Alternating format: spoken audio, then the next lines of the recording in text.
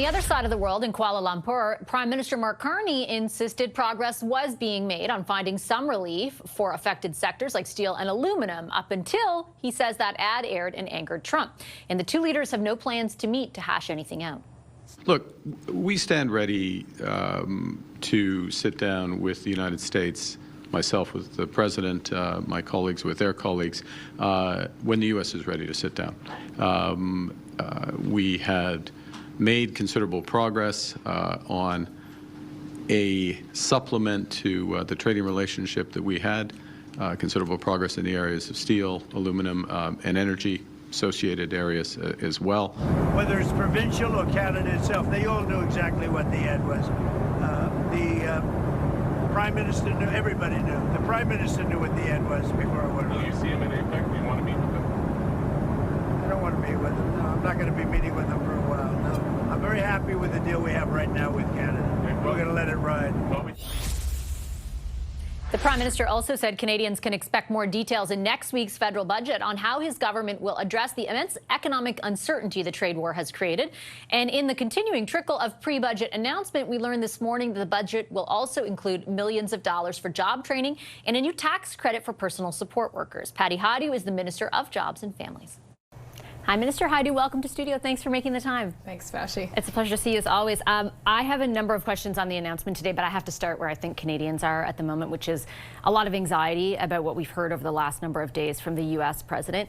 He has announced additional tariffs on an additional 10%, I should say, on the ones that exist. Do you have any knowledge as a cabinet minister of when those will actually be applied? Well, I think the details are unclear, actually. To us as a cabinet, but certainly in the comments that the president made. And that's why the work that we're doing on Budget 2025 and the investments we're making in the Canadian economy are so important, because we can't actually control what the U.S. will do, but we have to take this moment to really focus on what Canadians are asking us to do, which is to focus on their success, to focus on the investments, generational investments into our economy, and to make sure that Canadians of all ages are well supported through this time.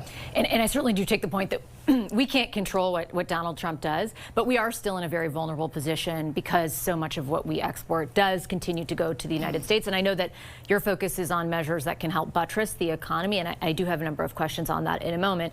But like I said, I think Canadians have a lot of anxiety at this moment about the degree to which we are vulnerable. And while we may not be able to control Donald Trump, we can control our response. Is Canada going to do anything differently? You know, the Prime Minister said now's the time to talk, not to fight back. The auto sector in particular is asking, you know, union leaders, many of whom you're in constant contact with, asking for a more forceful response from your government. Is that coming? Well, I think we've been taking increasingly forceful responses all along, including, for example, changing procurement so that we can buy Canadian and have a better Canadian supply chain for all of the things that we're building. But what I would say is that the Prime Minister is not waiting to take action. He's at APEC, as you know, this week. That we have been extensively working on looking for new markets for Canadian products and services, and ensuring that we invest in the kinds of things that are going to create those great jobs of today and tomorrow. So I would say this, there is deep anxiety amongst the Canadian population, but there is a determination amongst Canadians that I continue to see. But whether it's in my own community at the grocery store, as people are coming up to me and talking about what just happened in the last 24 hours, or whether it's with unions who are talking about what they're planning to do to support their members and to be ready for the projects that are coming in their community, some underway already, the Canadians are a determined lot, and they're united.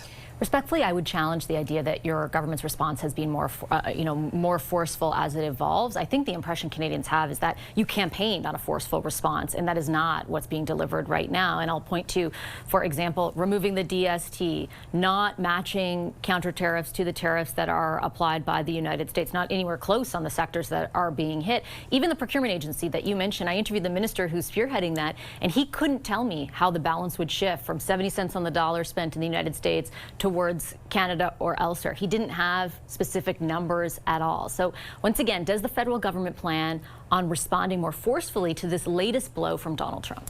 What I would say is that, you know, with due respect, Canadians have been in an extraordinary way pulling together, and they have been saying, we respect the leadership of the Prime Minister, we respect the steady hand that he has on the situation, and they want us to be responding in a measured way that protects their interests, that invests in the kinds of things that they need to have confidence for not just their generation but the next, and to be the adults in the room and remain calm even when things change. And as the Prime Minister has said, and I think Canadians understand this, there's things that we cannot control, but there are things that we can. And what I've been hearing, as I said, in my own community when I meet with stakeholders, is that people feel that we are listening, we're working with partners, we're strengthening the fabric of communities by investing in Canadians, by making sure that we keep solid the programs that Canadians rely on, but also focusing on new trading partners and involving the way that we position Canada. Then why do things keep getting worse?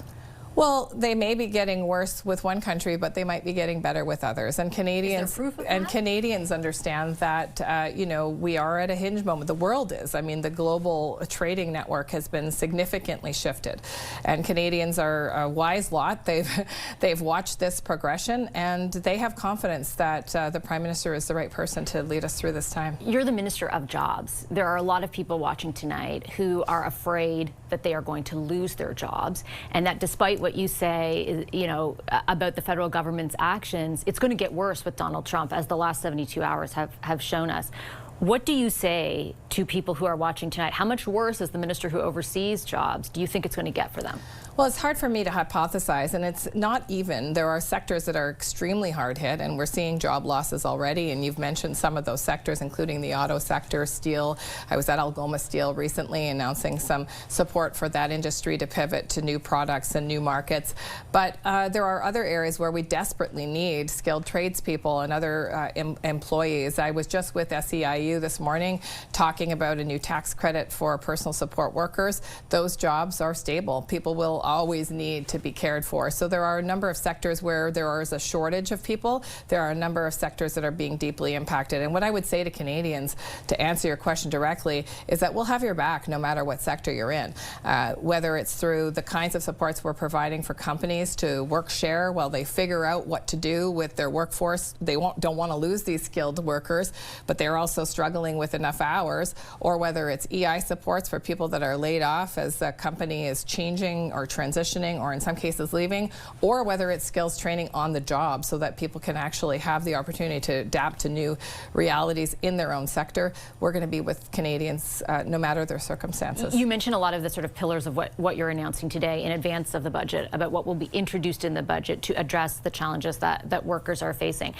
I started off by asking you about the auto sector in particular, because I think that people in that sector believe that it's on the precipice of failing, that essentially, because the White House has been so explicit about, we don't want cars made in Canada, we want them to come in second, is what Howard Lutnick said. Maybe we'll buy some parts, that the whole sector could be on the verge of collapse. Does the scale of what you're announcing today address the scope of what that sector and the hundreds of thousands of people who work in it and adjacent to it face? Well, what I announced today wasn't specific to the job loss that people are facing in the auto sector. What I announced today was really about 4 things that specifically talk about red seal trades and attracting, promoting, and training people, getting them through the apprenticeship, supports for personal support workers to make sure that we honor and recognize people that are caring for our elders and our family members, and a number of other things. But we've already put into place the changes that I mentioned through the EI fund that allows for workplaces to utilize EI to reduce the load of their payroll so that they can keep as many people attached to their work site as possible, to support workers with longer terms of EI, to support workers who have been laid off to be able to keep all of their earnings so there's no clawback at the beginning of your EI claim. These are things that we already put into place a number of months ago and that are actually in operation right now. But that's not the end of the story, obviously, and people don't want, they want a brighter future beyond EI, and that's why the investment in skills training and ensuring that we invest in major projects, building, housing, pivoting to new markets is so important. But I guess that's what I'm trying to get at, because, like, for example, a new digital tool to facilitate job search, like, does that address, and I picked the auto sector, but there are other sectors that are worried about the immeasurable impact of a very punishing U.S. president, right? Like, is there enough that you're putting out there that will actually meet the moment for the tens of thousands of Canadians who are worried not 2 years from now or 3 years from now? Lots of this funding is spread over a long period of time, but like tomorrow or a month from now, that they will not be able to support their families. I was meeting with the new CEO from Thunder Bay Pulp and Paper, and he's actually a Canadian who spent a number of years in the industry down south and is now running one of the largest, if not the largest, mill in Northern Ontario, and has some fantastic ideas about how he can take that mill into being able to produce a different kind of product that has a better market both domestically and internationally. That's the kind of excitement and enthusiasm I'm actually hearing from stakeholders and sectors. There's an anxiety, absolutely, of course. I think we're all a bit of anxious when there's such a major rupture in terms of the relationship with the United States. But there is an enthusiasm amongst many leaders that there is an opportunity, if we pull together, to be able to pivot what we make, how we make it, and how fast we do that pivot. And my job as a federal minister is to work with stakeholders, whether as an MP, in the case of the individual I just mentioned, or as a minister responsible for jobs and families, training, EI, different kinds of services for Canadians, that we are there to support Canadians. It's why things like the early learning and childcare program is so important. We want to make sure that we keep affordability in the forefront and that we continue this march towards more spots at a reduced rate so that families can afford to reach their full potential. It's why we want to make sure that support workers get the kind of financial support they need to stay attached and retained in that sector so that families can have the confidence that when they go to work, their loved ones are being cared for. So there's no one piece that's more important than the other. They all work together. I do want to touch on youth unemployment before I let you go, Minister, because it has been a huge source of anxiety for younger Canadians. And we saw that the rate of unemployment actually ended up ticking up even higher in the month of September, contrary to a stable one for the overall population. And I, in particular, wanted to ask about some comments that the Prime Minister made in his address last week in front of a group of students at the University of Ottawa, in which he essentially asked them or told them that more sacrifice could be in store. Do you understand, as the minister who oversees the file of jobs, how tone deaf that appears to young Canadians? Yeah, I think what he was saying is that every generation has had to sacrifice in some way, and I totally understand if Canadians or young Canadians are feeling that in any way implied that they have to sacrifice more, but that is not the intent of his comments. And I would say this, he is saying that we are at a generational shift here in our relationship with the United States, in the way that the world trade is actually functioning, in the kinds of things that we'll be asked to do as communities, as individuals, and yes, as governments, to work together to protect each other during this time.